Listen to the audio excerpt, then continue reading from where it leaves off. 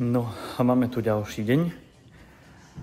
Ja som ešte robil elektriku na tej 90 zo včera, no a teraz tu mám momentálne Octaviu. Tak máme tu Octaviu, vidíš tie svetla, nie sú nič moc a na rovinu na videu je to oveľa lepšie ako v realite. Budeme tu zakladať vlastne H4-kový mini projektor. Uvidíme, ako sa to zmení. Vidíš, aj tie plexiskla by si pýtali trošku starostlivosti. V podstate presne takto, ako to tu vidíš.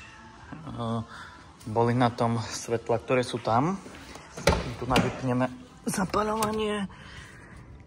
Máme rýchlosť, vyhodíme kľúčik, ukážeme si tie svetla takto vo vypnutom stave.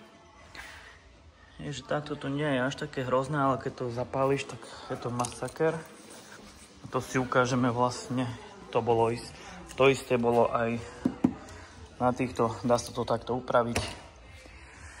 Takže teraz idem vybrať vlastne svetla z tejto a nainštalujeme tam ten H4 projektor.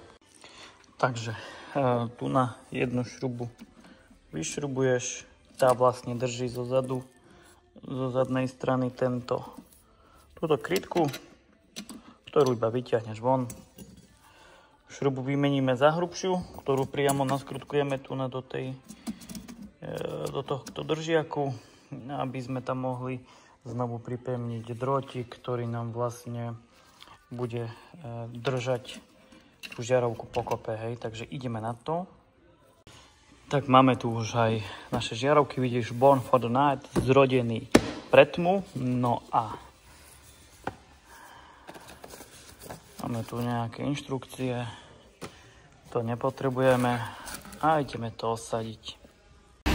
No a ja mám dokončenú Octaviu, asi ju už v pozadí počuješ, ukážeme si teraz, ako to svieti.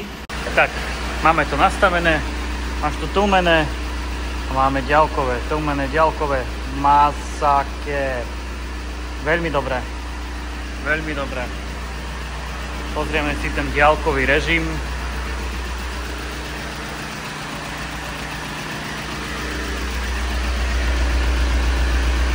Ďalkový je brutál, stiahneme to na stretávačky. Tak. A už sa do toho dá pozrieť, je to nastavené, takže ja som skončil, idem to odovzdať.